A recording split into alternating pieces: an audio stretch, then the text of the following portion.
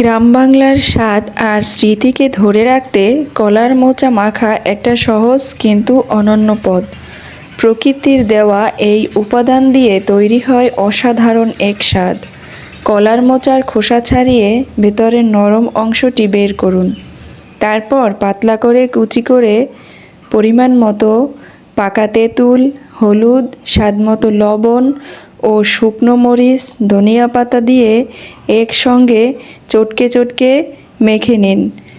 তারপর সরিষার তেল দিয়ে আবারও একসঙ্গে মেখে পরিবেশন করুন। কলার মোচা মাখা। আপনি চাইলে ঝাল এবং তেঁতুল আপনার টেস্ট অনুযায়ী বাড়িয়ে কমিয়ে নিতে পারেন।